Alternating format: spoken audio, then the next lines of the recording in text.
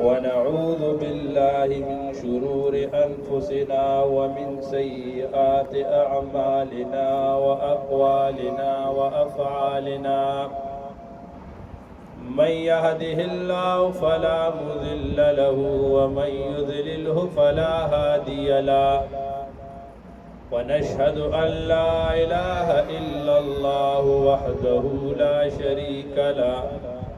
ونشهد أن محمدا عبده ورسوله أرسله إلى الناس كافة بشيرا ونذيرا وداعيا إلى الله بإذنه وسراجا منيرا أما بعد فأعوذ بالله من الشيطان الرجيم بسم الله الرحمن الرحيم يا أيها الذين آمنوا ادخلوا في السلم كافة ولا تتبعوا خطوات الشيطان إنه لكم عدو مبين وقال رسول الله صلى الله عليه وسلم الإيمان بضع وسبعون شعبا أعلاها قول لا إله إلا الله وأدناها إماتة الأذى عن الطريق والحياء شعبة من الإيمان أو كما قال رسول الله صلى الله عليه وسلم گرد در قرآن اگبی گریختی باربان انبیاء آمیختی گر تمہیں خواہی مسلمان زیستن نیست ممکن جز بقرآن زیستن إن الله وملائكته يصلون على النبي يا أيها الذين آمنوا صلوا عليه وسلموا تسليما درشد الشوق سروي صلى على سيدنا ومولانا محمد أفضل صلواتك بعدد معلوماتك وبارك وسلم عليه حضرات زمن دخول و دخول پیغمبر آقای نامدار محمد مصطفیٰ صلی اللہ علیہ وسلم تا مبارک حدیث کہ نبی علیہ السلام فرمائی ایمان صدپاسا اویا شبے دے افضل پا اغی کی لا الہ الا اللہ دے او ادنا پا اغی کی دلار نا تکلیف دے سیز لرکول لی او حیا دا د ایمان شعبه ده په دې حدیث باندې منګه سوجمو دا سه خبره شروع کړی دا دو شعبې کم اعلی ده او کم ادنا ده په دې باندې الله نه چې سوره مقرر وا خبره ما کړی و د ایمان ادنا شعبه هغه دا چې په لار باندې یو تکلیف دې سیست ویني هغه تلاغې نه لري او نبی علیہ السلام فرمای ما تاسو ته تیر شوی جمعه کې ویلو چې المسلم من سلم المسلمون من لسانه ويده مسلمان هغه دې چې هغه د لاس او د هغه د خو وغیرہ نه چې دنه د چاته د جبه وغیرہ نه چاته تکلیف ونه رسي ماغی کتاب تا عرض کرو من دیر دا سکارو نکو چی بظاہر آغا منگا خپل گمان مانی کل کل عبادت گڑو کل کل دین گڑو او بل تم باغی مانی تکلیف ورکو دے اسلام دا خاصه دا اچھا تا با تکلیف نورکو مسلمان با خپل د شر نه د تکلیف نه دا به بچ ساتي بلکې انسانیت به بچ ساتي او د دې چې کوم آداب د تمامېلو ګوره پړومبي سب کې مسکول څومره اوچا د عمل خو کچری تړومبي سب ترازی او په هغې باندې نور خلکو باندې تخپیر اړې او هغې ته تکلیف ملاویږي نو نبی علیہ السلام فرمای چې بیا شریعت وایي ته دویم او دریم سب کې لمونځ کوه او تعالی به د دې ړومبي سب چند اجر الله درکوي ولې هغه اړې ته بل مسلمان د تکلیف نه بچ کړ دارنګې ما عرض کړو دا خلک پوسټرې لګوي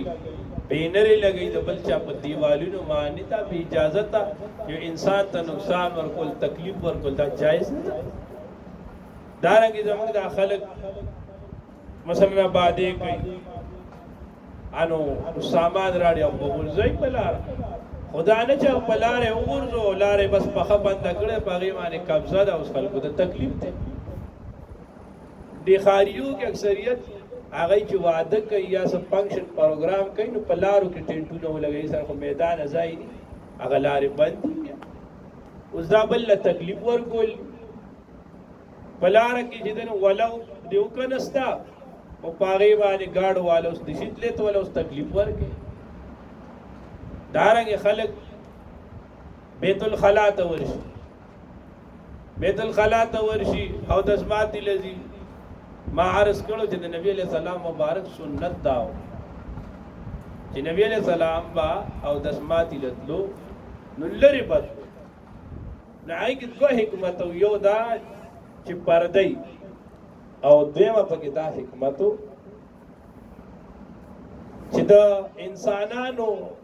خلقو تګ وغیره په هغې باندې ني چې هغې ته بدبویي نه ځي تکلیف ورته نه رسي دا چې دی نو دا د اسلام تعلیم دی چې ته به هر انسان د خپل تکلیف نه ساتي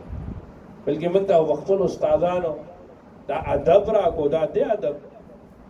دې دور کې خلک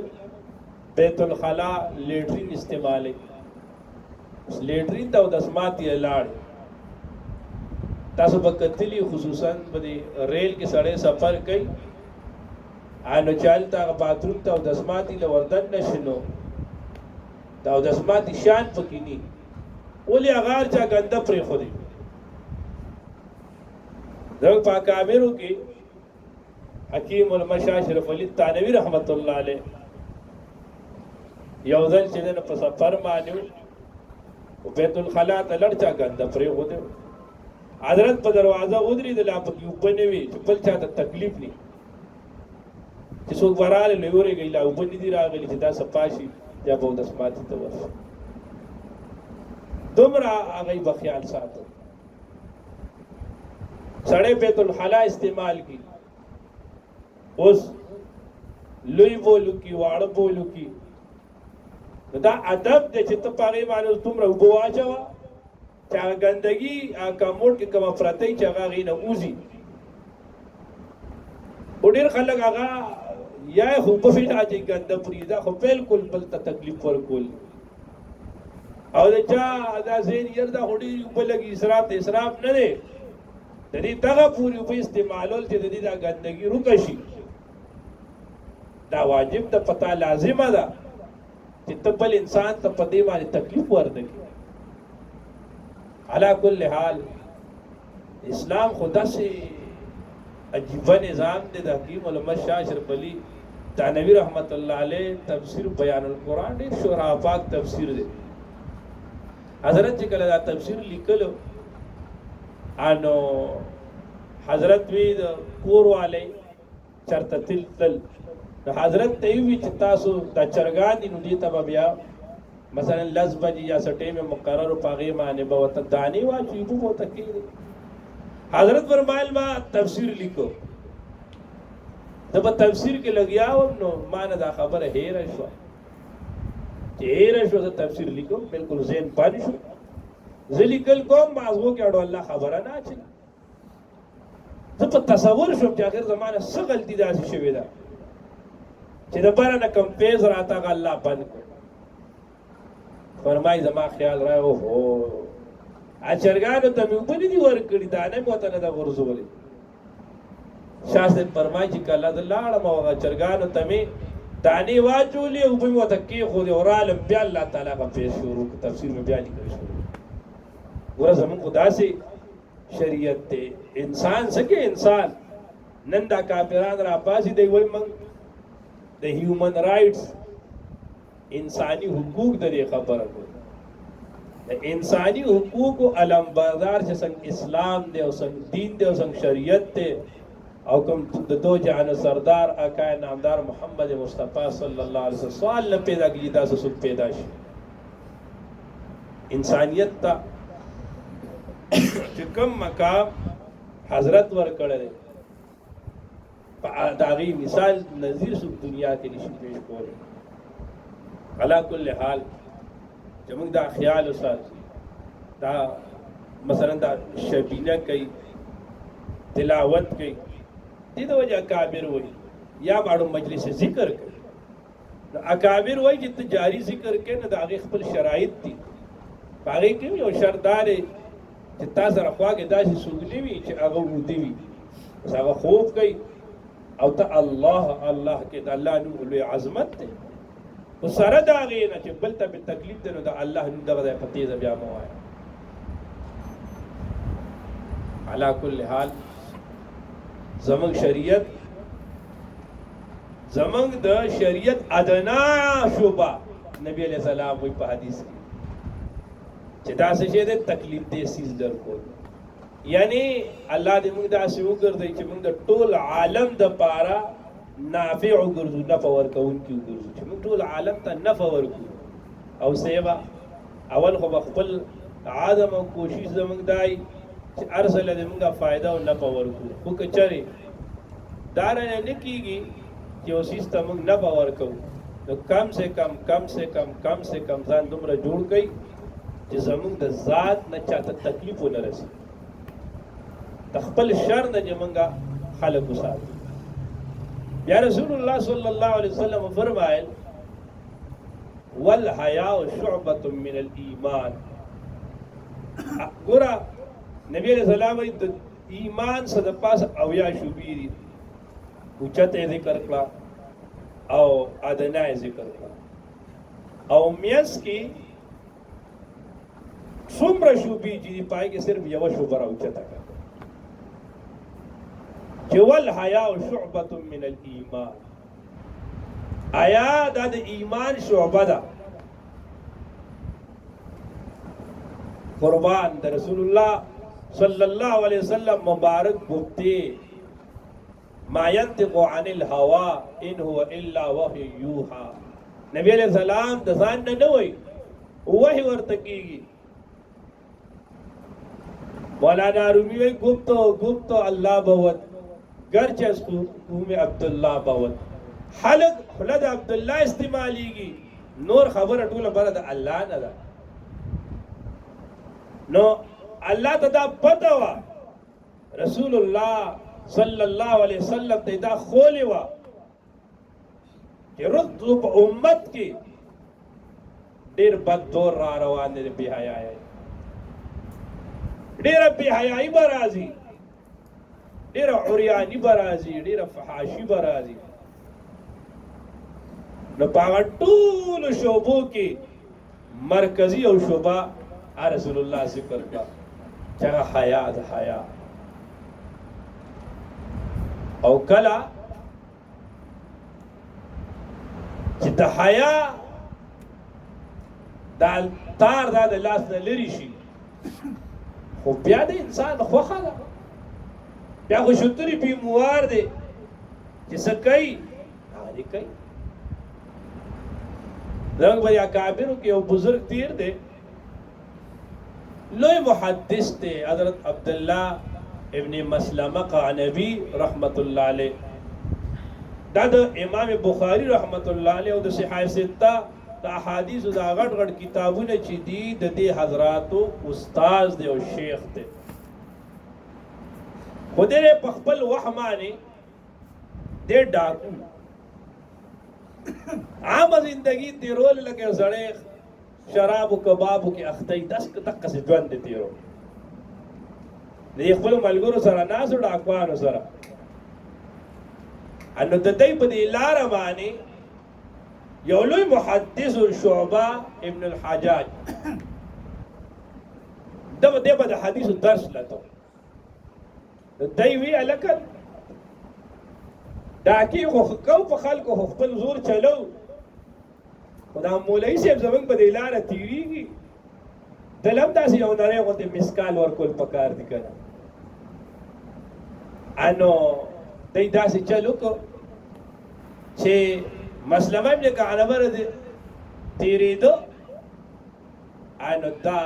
دی ورته دی د مسلمه ابن کعنبه دا محدث چې تېرېده نو د ده مخې ته راغی او هغه هسې وله داسې ونیسه هغه ځینې وله ونیسه ګرېوانې وله ونیسه ورته یې وي ټوله ورځ لګیا یې خلکو ته حدیثونه وایي چېرته موږ ته هم یو حدیث ووایه که نه هغه ورته یې ګوره د حدیثو دا طریقه نه ده چې ته په لاره ما ته ودرېدې او په بدماشۍ دې د ما د اس چې دی نو واګې ونیسه او ته ما ته زور کې ته ما ته وایې چې حدیث ووایه موږ داسې حدیث نه وو دی ورته راونغه ته څنګه به نه وایې ستا پلار به هم وایي دی ورسره زور کوي یاره هغه محدث پوه شو چې دی خو اړو پسې پوهېږي ده حضرت شعبه وایي ښه وام درته حدیث سند یې ورته ووي او وایي چې عبدالله ابن مسعود رضی الله تعالی عنه فرمایي چې ما د دو جهانو سردار نه دا مبارکه گفته اورېدلې ده چې اذا لم تستحي فاصنع ما شئت کله چې تا کې حیا ختم شي که نه او کله سړی بې حیا شي دا خو د ده خوښه ده دا دی خو چې ګناه نه بچ دا خو د حیا څادر په ده باندې پروت دی خو بس د هغه د حدیث ویلو او د ده په دې زړه باندې د دې هغه ګزار کېدلو بس مقصد دا و چې لکه ته کوم کار کې دا د سړیتوب کار دی چې ته یو محدث داسې ونیسي بس په دې ډېر اثر وکړ او سې به د توبه وباسه او چې توبه یې وباسله نو بیا د حدیث علم ته ولګي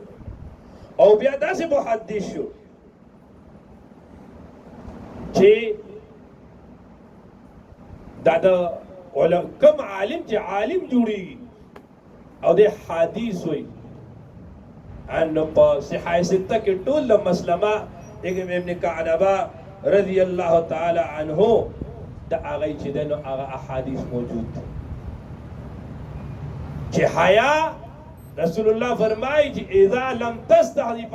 اذا فاتك الحیا فاصنع ما شئت نبی علیہ السلام ته دا پته وه چې کله د حیا دا بند مات شي نو بیا به د بېباکو د ګناهونو یو سیلاب را رواني کله چې انسان کې حیا نه وي او دی په هر ګناه باندې بیا بېتړکه ځي الله دې موږ کې کامل حیا واچوي دا مونږه چې دا ګناهونه کېږي دا زمونږه دا حیا دا کامله نه ده او چې کله زمونږ حیا کامله شوه سوال نه پیدا کېږي حیا ویلی شي د انسان په دې زړه کې دننه هغه قوت چې هغه انسان د غلطو نه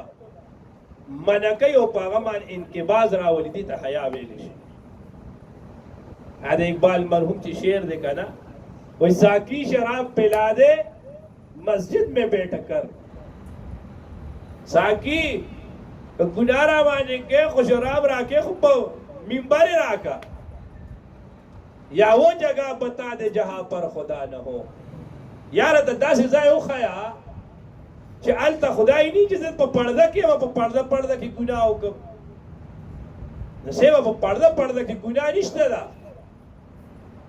چې انسان کې حیا وي او د الله نه شرمېږي دی به په ګناه څنګه ځي دا موږ نه خو چې کمزوری کېږي نو دا تصور دا زموږ ډېر کمزوری شوی ګینې یو سړي ته د خپل پلار ګوري پلار دی د خپل پلار نه کله حیا کوي نو د هغه په مخ کې دی یا ډېر داسې خلک دی په ټول عمر کې ګناه خو پرېږده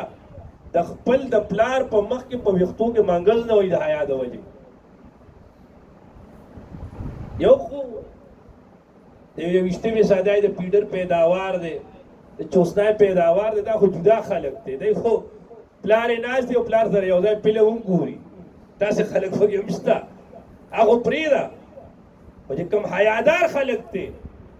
هغه د پلار په مخ کې په ویښتو کې منګز هم نه وایي نو چې یو انسان د خپل پلار په مخ کې د پلار نه حیا کوي نو دی به د الله نه څومره حیا کوي او د حیا د وجې نه چې کله د حیا د قوت انسان کې راغی او دی به ګناهونه نه کوي الله دې موږ کې د حیا صفت واچوي رسول الله چې دا شوبه خصوصي ذکر کړه نبی علیہ السلام ته د دې خبر ادراکو چې د بې حیايۍ سیلاب به راځي یو بزرگ تیر دی د هغه نوم د شاه نعمت الله شاه کشمیری انو ته یو قصیده ویلې ده د نن نه شپږ 200 کاله مخکې او سړی حیران شي دا ډېر لوی صاحب کشف انسان ته وایې چې دته الله هغه هر څه خوري دي مخکې چې سره روان دي نو ته آینده به څه کېږي د په پیشونګویو کې په اشعارو کې هغه ویلي دي د پاکستان نومه د هندوستان دا تقسیم او د جنازې به د ګاندي نوم ته باقاعده هغه 600 کاله مخکې په خپلو اشعارو کې اشاره کړې ده هغه شعرونو کې وای باشی اگر به مشرق شنوی کلام مغرب آیت سرود غیب ز عالم عرشیانا و یو سړی به په مشرق کې پاتې کېږي او دی به د مغرب خبرې اوري او تاسو به د بر ازبالونو ناشنا آوازونه اورئ اوس دا خبره چې په مشرق کې پاتې کېږي او دی د مغرب خبره اوري دا د خلکو په ذهن کې نه راتله و دا څنګه کېدی شي چې یو سړی د پاتې کېږي په مشرق که دا کرسۍ ورته د هغې دننه نه یو پلنه والا راوالي که یو سړی به پاتې کېږي په مشرق او په مغرب کې چې کوم دی نو هغه به خبره د مغرب اوري اوس دا یو سړي ته ډېره ناشنا لګېده اوس سیبه هلته په امریکا کې سړی هغه په لایو باندې په نیټ باندې په واټساپ باندې تا سره خبرې کوي دې تصویرونه وګوره دی ورته ښایي وګورئ دا کور دی دا لا پلان کې دی او دا دا دی او دا دا دی هر څه ورته ښایي دا خبره شو که نه بیا هغه وایي بهمورگی در آید بې پردګي در آید داسې وخت را روان دی چې ډېره بې حیایي به راځي ډېره بې پردګي به راځي عصمت پروش باشد ظاهر چه زاهدانه یو سړی به عزت پروشی سسټم مې د دننه بل شان دي خانه په معاشره کې چې کینې برید به تا وایي زه ډېر اوچت سړی یم داسې طور د بې حیایي را روان دی او د رسول الله صلی الله علیه وسلم مبارک حدیث او دا نبی علیہ السلام په هغه زمانه کې ویلې دی چې دا صحابه ته ډېره عجیبه لګېده او د دې خبرې هلته تصور نه پیدا کېدو نبی علیہ السلام ورته فرمایل چې آخر زمانه راشي بدکاري دا به عامه شي زنا به عامه شي دومره به عامه شي یو سړی به په عام شهرا باندې په عام لاره باندې یو ګناه بدکاري به کوي د ټولو نه نیک او زبرګ سړی هغه به هغې ته یاره دا ګناه خو کوي خو لږ ډډې ته یې خو کوي که داسې بې حیایي به راځي حیا دا د ایمان قوت او طاقت دی او ګورئ جی اسلام او رسول الله صلی الله علیه وسلم چې حیا ته کم اهمیت ورکو خصوصیت سره ذکر کو حضرت عثمان علي رضی الله تعالی عنہ متعلق راضی دامنگا په خطبو کې ټول علما چې وایي ان واصدق حیاء عثمان بلې امت کې دا حیا په لیول باندې اوچته مرتبه کې دا حضرت عثمان غنی رضی الله تعالی عنہ یو ځل نبی علیہ السلام خپل کور کې ناستو انو یو خادم پوجا کې یو خادم په ور باندې ولاړو خادم راغی حضرت ابوبکر صدیق سے راغی نبی علیہ السلام ورته راضی دي چې ودرنګ تیر شو نبی علیہ السلام یو کوی او کوی ته داسې خپې ځوانډې کړې یو درنګ تیر شو دا خادم راغی وی حضرت عمر فاروق راغی رضی الله عنه وی راضی دي چې لږ نور وخت تیر شو نو راغی وی حضرت عثمان رضی الله تعالی عنہ راغی ورته صبر نبی علیہ السلام چې دغه ټیم ناست نبی علیہ السلام دا لنګ دی دا ګور ستر دار دا کو په دانه دا ستر دی دا ځای په پټ سات دا مخکاره کینا دا خلک کبډي کوي کنه کبډي ودا ډېر ښه گیم دی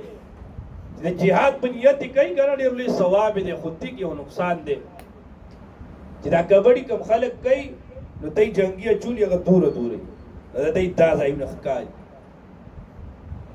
او نبی علیہ السلام فرمایي چې کم زړه بل تستر خی لعن الله الناظر والمنظور الیه کتون کی مانم دا الله لعنت ته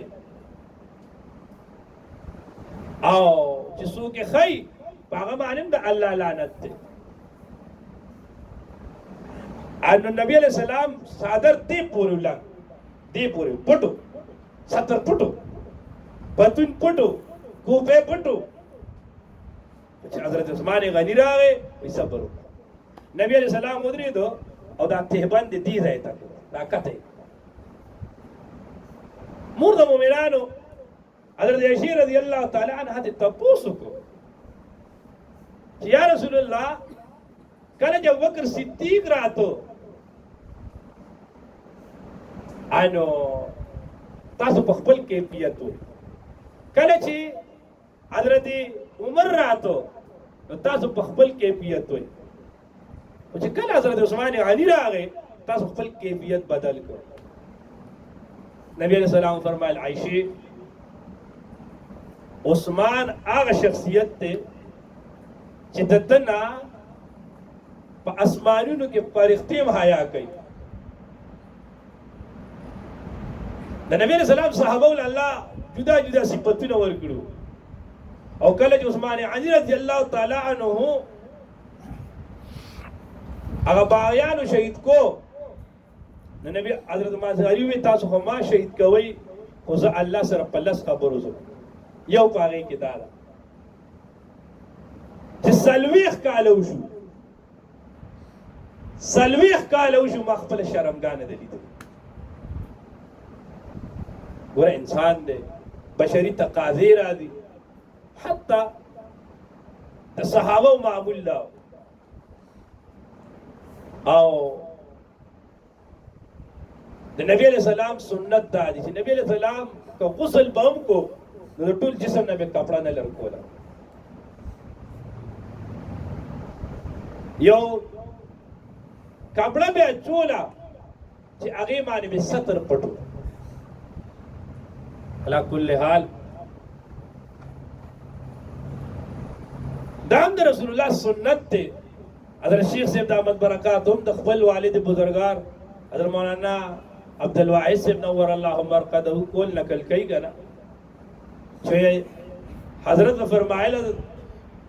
چې د نبی علیہ السلام د سنت د پته ولګي نو ټول عمر په عمل کوي که ټول عمر دا نه کیږي نو کم از کم عمر کې خو په یو ځل عمل وکړه انو چې غسل کوي موږ ته طالبانو موږ خپل استادانو وي ان موږ بدل الله جوړ کړو هغه به مچولو یې سره به غسل او بلکې زمونږ یو استاد صاحب اوس وفات شوی دی، الله دې مرکز منوره موثر کړي. موږ ته چې حدیث وي نو هغې وي نبي علیه السلام به چې په کوم اوبو باندې غسل کو، غسل لامبل وي، نو د دې وخت سره چې د هغې حساب ولګېد د هغې نه تقریبا 4.5 لیټره اوبه جوړېږي. اصل تاسو په ایمان ووایئ موږ په 5 لیټرو اوبو باندې غسل کولی شو. نو ما زه ورته ودرېدم، ما استاد جي ما 5 لیٹر پانی سے کس طرح غسل ہوگا؟ انو ماته چې داسې وکتل نو ماته په خپل سټایل کې وویې وایي دا داسې نه ده چې تا دوره ویښته دي دا به پکې ومي. خیر ماته تم کوشش کرو. تاسو یقین وکئ ما خپله اندازه واخیسته چې دا موږ اوبه ډېرې زیاتې خرچ کړو چې سړی خیال کوي نو په ټول په 3-4 لیټرو باندې ښکلی غسل کي، خو دا نه هغې کې دا دي چې تا لوټه راواز او غړپ لږې په دې ځای راغلی نورې په ځمکه واردې. د نن نه تقریبا یو 20 سال مخکې به زه چې علم ته راواړېدم نو چې کله موږ مدرسه کې دغه ووي دا اولا ووي نو رالو کلي ته، نو په هغه ورځو کې په هریپور کې یو اجتماع وه د تبلیغ. نو هغه اجتماع له زه تلم او د خدای شانو چې ما هغه اجتماع کې چې دی نو ګاډي ته موږ وختو نو حضرت شیخ صاحب دامت برکاتهم هغې کو او زه ډېر خوشحاله شوم. دا خو ما ته مکمله وشوه. نو موږ د هلته نه چې بیا حضرت صاحب سره به زه خدمت له اودس ماتي له به چېرته تلو یا چېرته بوتلو ما به بوتو. نو ما یو ځل دی هلته اودس له تلل نو ما وله لوټه ډکه کړه، اوبه مې راواغستې. چې اوبه مې راواغستې حضرت صاحب لاړو هغه استنجا خانې ته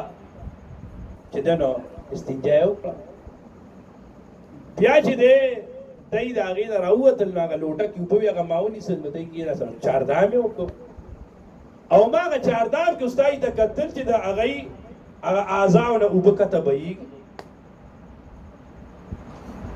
چې کله چاردام یې ختم کو نو ما له لوټه واپس راغله. تاسو جی یقین وکئ زما هغه ټایم کې خود کشران طالبانو زه حیران شم چې الله دا څنګه چل دی په هغې کې په هغه اوبو کې چې لوټه کې دا برابر لوټه 3 سي اوبه شي نو په هغې کې 2 سي خرڅ شوي وي او 1 سي نه سیوا پکې پاتې وي. نو ما وی ما ګوره یو خو هغه الله برکت ورکوي د دې اولیاو دا ځانله مسله ده، خو هغه مسله دا یي چې موږ احتیاط نه کوو. استایي چې اودس به کو لږې اوبه والي پوچې غوندې نو هغه اول دغه کړي دا چې غسل هم کې دوره اوبه واله دوره اوبه یي یو لپه او هغه په دې ځای واچو حلال وکړه. بیا د هغې نه پس چې ته نیم کپ اوبه هم اچوې هغه به ستا ټول جسم نیم دی. نو علا کل حال ما دا وی او سړی غسل کوي ځان له ساده یو لنګ جوړ کړی دی ورته دا لنګ واله دا به پیاله دا نه راغونډ کړه پیاله یې اوبو کې خشکه واچو ستا نیم جسم دې سره لوټ شو. معنا سړی په سنت باندې عمل کوي او ډېرې طریقې دي او کولی شو چې انسان هغې دپاره خپل عزم وکړي. چونکې او جنازه ده او 2 بجې جنازه ده، د هغې د وجې بس بیان به په دې ځای ختم کړو، سنت کوو، هغې پسې به مختصر مجلس ذکر بس وکړو او بیا به حضرت صاحب دعا وکړي چې 10 منټه کم 2 شي د جنازه دې ځای کې کوي او کال ته کوي.